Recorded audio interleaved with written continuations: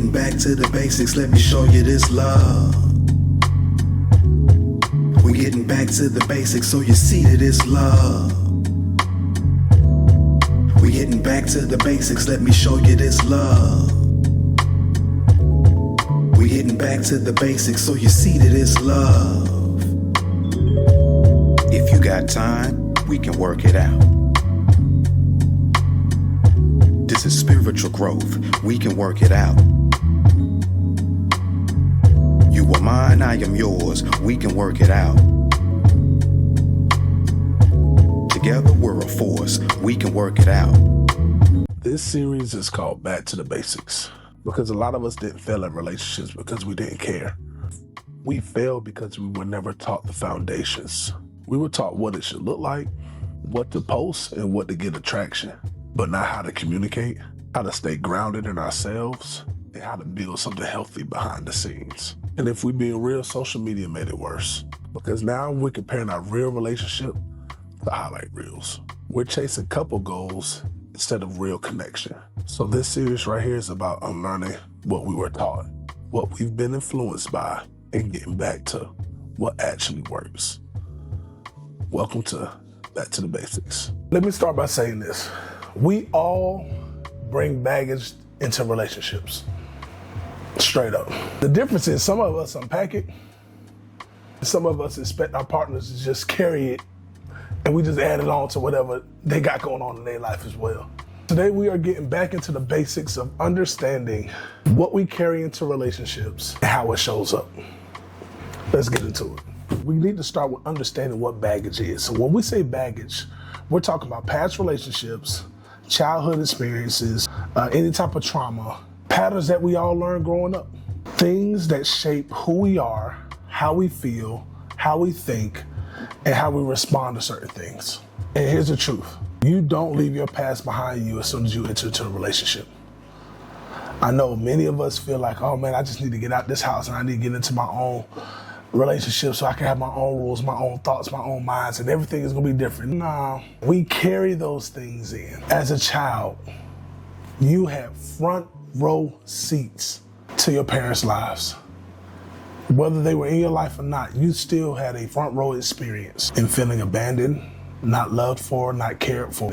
You ever been in a situation where your partner did something real small, but your reaction felt real big? They didn't text you back right away. They said something in a certain tone that you just didn't like, or they needed space. What is that? Suddenly you're anxious, you're overthinking, and you're reacting real heavy. That's not random, and that's not just about them. That's something deeper within your own life that's been fully activated. In therapy, man, we talk about emotional triggers, attachment styles, emotional wounds. And you know what? An emotional trigger is not a problem. It's just a signal. It's pointing to something that's already there.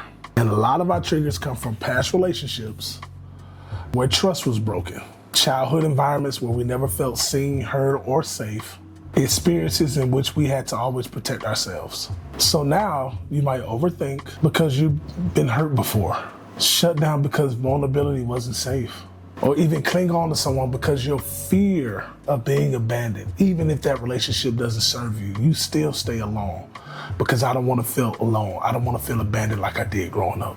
None of those things are you being too much.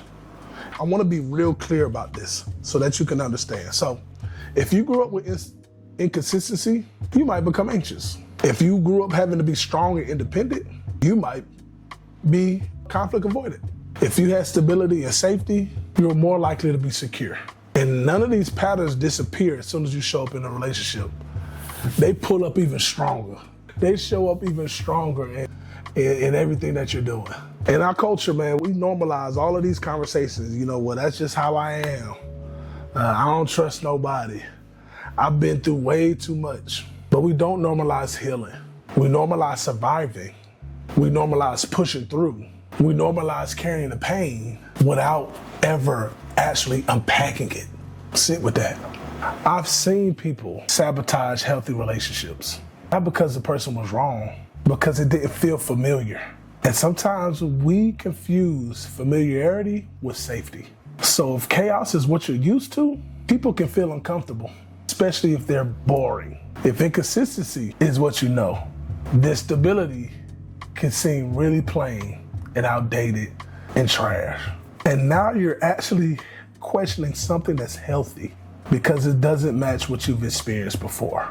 So let's shift your perspective real quick. Your baggage is not the problem. It's your lack of awareness that is.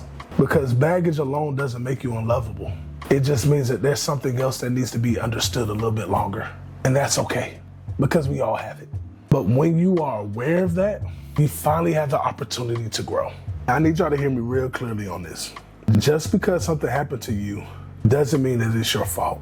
But healing from it, that becomes your responsibility.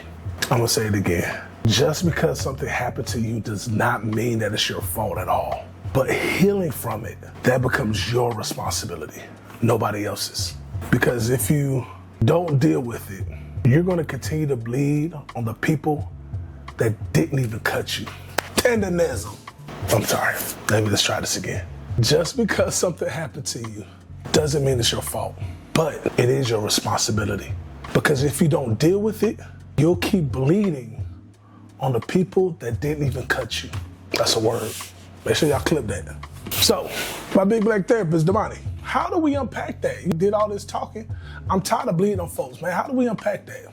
Well, it starts with self-awareness. It starts off with noticing your patterns. Asking yourself, why did I react that way? That's step one. Step two, when you feel triggered, pause. Don't respond immediately. Process this. Ask your question, is this about right now or something from before? Because oftentimes our triggers aren't about what's currently happening, but it's an emotion or a feeling that's happened before, whether in our upbringing, whether in previous parts of our relationship. It's a feeling, it's a trigger that happened prior to that causes such disarray in this current moment. So ask that question. 3, journal, write it out. What happened? What did you feel? What did it remind you of? By answering those 3 questions and taking some time to write these things out, you're able to slow down and process what you're feeling, ensure the validity of it, and really get out what was the trigger that caused it. And then, of course, I'm gonna recommend therapy. Tap in with a professional so that you can understand it. And let's keep it a buck, man. Some of the stuff you just can't unpack by yourself. You need a space to process this safely with someone who's trained in that area to help walk with you through that process. And then another thing, man, if you're in a relationship, have a dialogue, talk to your partner, communicate this stuff, not as a blame, but as awareness.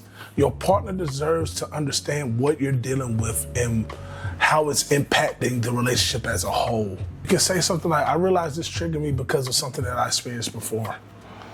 And that gives them language, that gives them an opportunity to know, hey, let me not continue this pattern.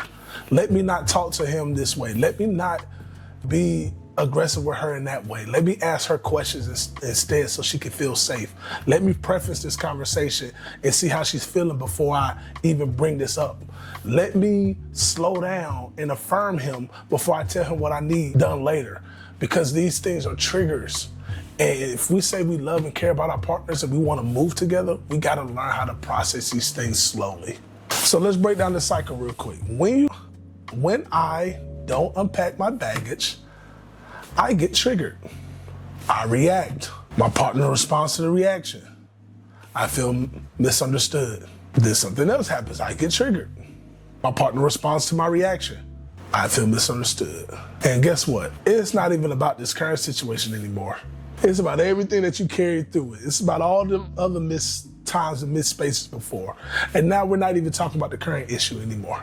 I want you to sit with this real quick. What is one piece of baggage that you sit with in your relationship? What is it that you notice that you're carrying in your relationships? Let's process that. So as we close out, this is what back to the basics really looks like. It's not about performing for the world. It's about building something real behind the scenes. Because at the core of every single relationship, romantic, family, friendships, or even work, the basics are exactly the same. Knowing yourself, communicating clearly, building with intention. So take what we talked about today. Don't just post it, apply it. And if you need help, Tap in with your big black therapist. And I thank y'all so much for tuning in to Back to the Basics. And we signing out. Until next time. Peace. We can work it out. This is spiritual growth. We can work it out. You are mine, I am yours. We can work it out. Together we're a force. We can work it out. Bring it back. We're getting back to the basics. Let me show you this love.